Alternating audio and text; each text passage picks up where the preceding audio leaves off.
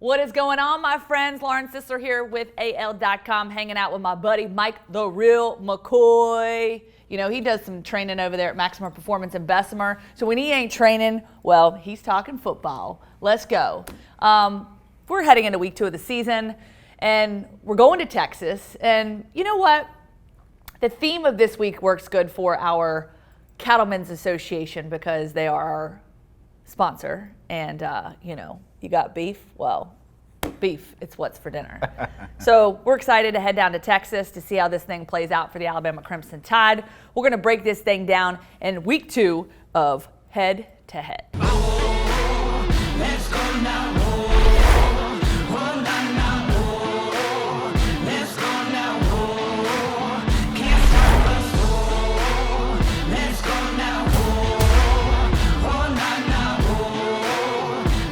All right, Mike, before we get previewing Texas week 2, I do want to just kind of get some first impressions of the Alabama Crimson Tide. They come out a swinging, they come out a blazing, they get a big win over Utah State, pitching the shutout, 55-0. Pretty strong performance, and you know, you could probably cross out pretty and just say strong performance. That's it. From the Crimson Tide. Before we dive into our predictions and what we're anticipating in week 2, what are your overall thoughts from this team and how they performed? They could have put up 100 points. It's quite scary. I think they put together a complete game.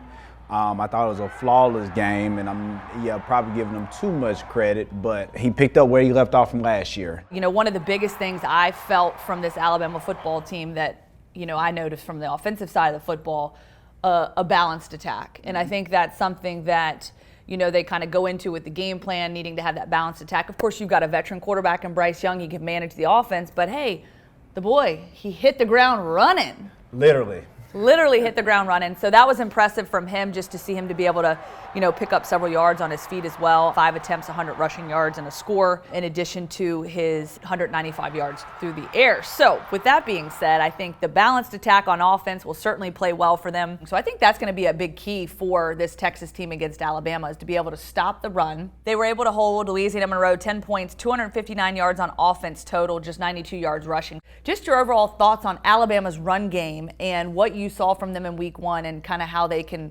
continue to use the run game to, you know, sort of further them this season and not put all the pressure on Bryce Young's arm. Well, for me, I feel like, honestly, that Bryce adds a different dimension. It's the RPO offense, and he showed that he can run too.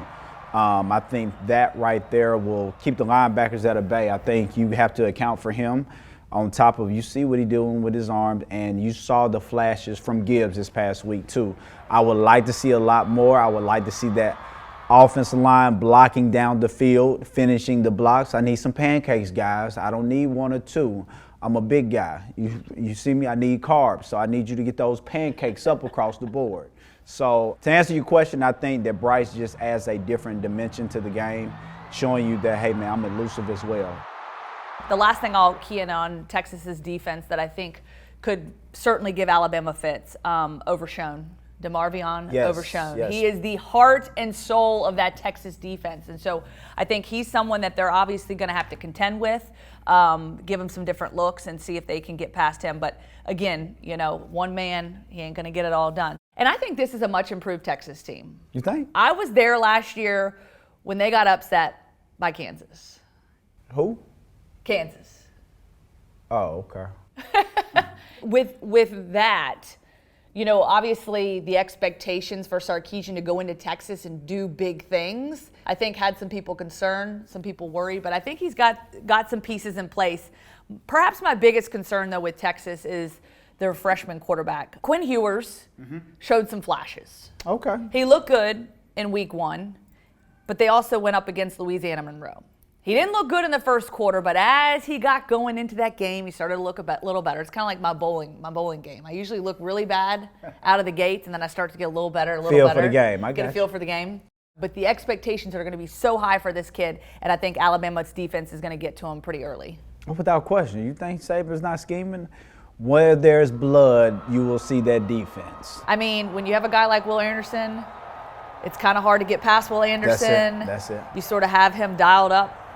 they move him around so much. He's so versatile, and I think that is what makes him such a threat. And I just think Will Anderson's a guy that can literally come out early in the season and continue to sort of make his campaign for the Heisman Trophy. And if there's someone out there that deserves it, and I don't want to get on the Heisman hype train yet, but if there's someone out there that deserves it, it's Will Anderson. So anxious to see how he performs and how this defense goes up against this Texas offense in this Week 2 game, because bottom line is Alabama's got to go on the road against Texas, against his former assistant in Steve Sarkisian. And oh, by the way, I love what Nick Saban said in his press conference yesterday, basically stating when he was asked the question about, oh, what's it going to be like going up against a former assistant? You know, they're going to know, you know, they have a game plan. They know a lot about you. And he's That's like, right. But you guys act like we don't know anything about them.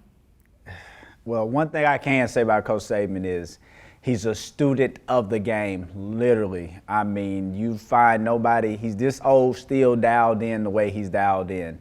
And one thing is for certain, you can never outshine the master. So with that being said, Sarkisian, I hope you're ready. I hope you got your popcorn ready, and I hope you got your notebook out. You understand? Get ready. Classes enroll this week. With that, our prediction. Yes. I'm going to let you predict first again this week, because I was close last week. I was about to say, I was yeah. actually going to give you some props for that. Yeah. So give me what you got. I think I gave Utah State too much cred, didn't I, last week? What I'm going to say is going to shock a lot of people. Give me 48-10. All right. You're not too far off from where I am.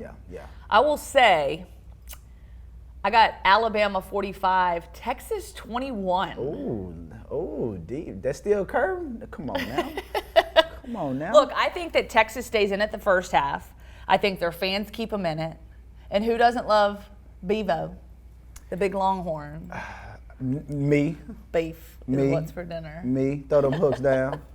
But I agree with you. I think it's going to be a game until after the first quarter. I think once it kind of gets settled in, and I think Bryce is going to take what they give them, and that's what? Nothing but end zone and green grass. There's going to be some blown coverages, and once you get into these guys, this is a new generation of kids now. They don't stay in and fight long, but they have a little fight. It becomes a game. But I think Alabama's going to break their will pretty early. Yeah, my biggest thing, the biggest threat I think Texas has, Quinn Ewers, see how he stays in it. Bijan Robinson, one of the best backs in the country. So if that kid can run the football, which is why I have them at 21 points, if he can run the football and kind of attack from the ground game, take some of that pressure off Quinn, I think that will play in Texas's favor to at least run up the scoreboard a little bit. Second half, though, Alabama runs away with it. We'll see ya. Bye-bye now. Brought to you by Alabama Beef Farmers and Ranchers.